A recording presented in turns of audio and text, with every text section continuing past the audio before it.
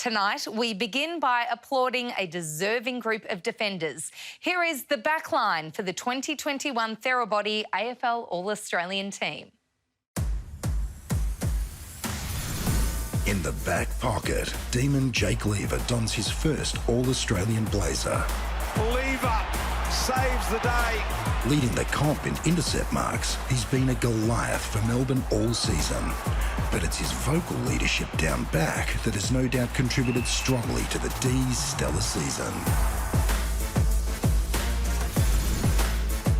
At full-back, Melbourne star Stephen May makes this prestigious team also for the first time.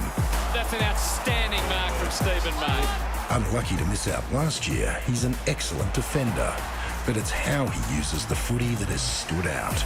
May's damaging left boot has been a noticeable weapon for the D's this season.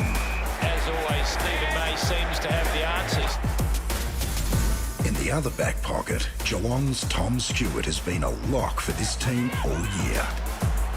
Stewart, beautiful intercept mark. The quasi-tall has had many a standout performance. Stewart! Peaking with a game-saving 10 intercept marks against the rampaging Bulldogs in round 14, matching the record for best total intercepts over the last 20 years. Congratulations on a third All-Australian blazer tonight, Tom.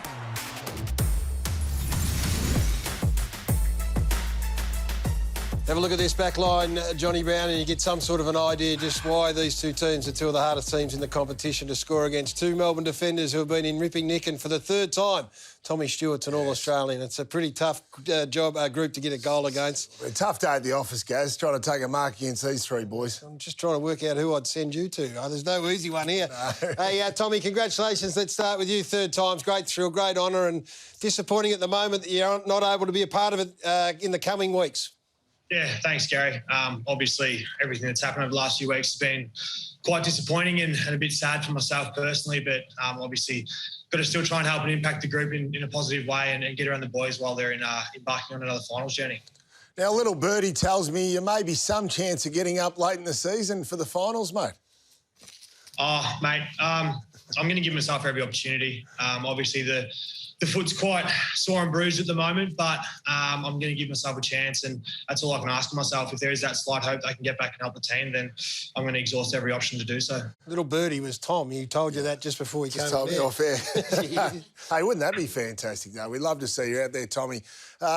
How's my man Nigel Lappin going down there? He's one of the coaches, and I believe you're a fan of Nige growing up. Yeah, obviously Nigel's been a part of our program for a lot of years, and as a Brisbane Lions supporter growing up, I was very fond of Nige. He was my favourite player, and obviously pretty cool to wear the 44 on the back the same as him. So he's a brilliant man, as you know, Brownie, and very lucky to have him as a coach down here. Frustration on Saturday night, Tommy, sitting back watching that game, and it was just the gap was slowly narrowing, and then Big Maxi takes a mark in an area that you've owned for the last couple of years. Yeah, it was obviously sitting on the bench and watching it all unfold wasn't much fun, but it was an enthralling contest, and it was hard not to get involved in it emotionally, watching from so close. But it was a tight tussle, and obviously to these boys' credit, they both played exceptionally well in the night and got the job done for their team. So hopefully we get another crack at each other and another great contest in the future. Trying to sound as sympathetic as I possibly could, John. I'm not sure whether I got there. A whole lot there.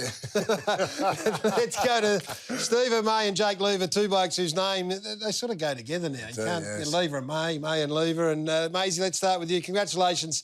Unlucky last year. You've backed up another fantastic year. Your team's finished on top of the ladder. You've got a big finals campaign. You're an All-Australian. Yeah, thanks, Gaz. Yeah, it's extremely humbling, to be named alongside these guys, star players of the comp. And yeah, I'm just stoked that we finished on top of the ladder, and I guess some of your performance probably look a lot better when your team's going well. So yeah, it is truly humbling. How did it feel the other night when you came from 44 points back and Big Maxi put one through after the siren? Yeah, look, half time we sort of recouped and thought, let's try and get some momentum and play our way, and try and get some momentum going into the rest of the final series because the game was all but done, and we started getting a bit of momentum, and all of a sudden we felt a little sniff there, and we're lucky enough to get a 50, and then Corny takes a mark and kicks go under the siren. It was pretty surreal out there. Now, Steve, do you have to look after Jake's man when he just takes off up the field and goes for all these intercept marks? He has broke the record this year for intercept marks in the season. Does he need to credit you for that? Oh, look, you know, it is hard playing on two of the best forwards every week. It would be a lot easier just to play full-back, but to play 1.5 men. And Jake roams around. No, he's a star player. He does a lot of his work on his man and takes a lot of intercept marks. So he does have that stigma of being a drop-off defender, but he takes a lot of his marks in one-on-ones. Jakey, I'll give you the right to reply in a moment. This backline group at Melbourne's been lauded throughout the year as the reason, or one of the main reasons, that they've had the success that they've had.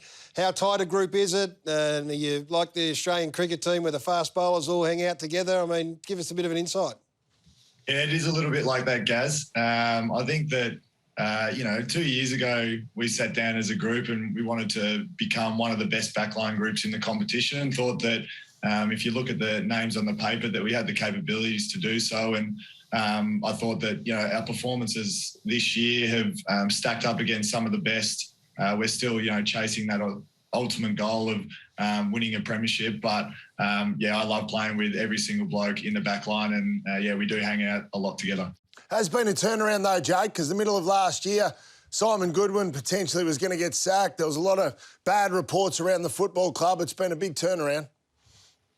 Yeah, absolutely. I think that, when we sat there, halfway through last year, we weren't happy at all. And in a way, I think that it was a blessing in disguise missing out on finals last year. You saw the hunger at the end of the year for guys to go off and train by themselves or train together. And we come back to pre-season really fit, and it kind of set us up to be in the position that we are today. But, look, if you looked at last year you said to us, if you're going to be sitting on top of the ladder at the end of the year, we probably all would have laughed at everyone. But, it's a credit to the group. And, I think that it's just, one more step in the right direction.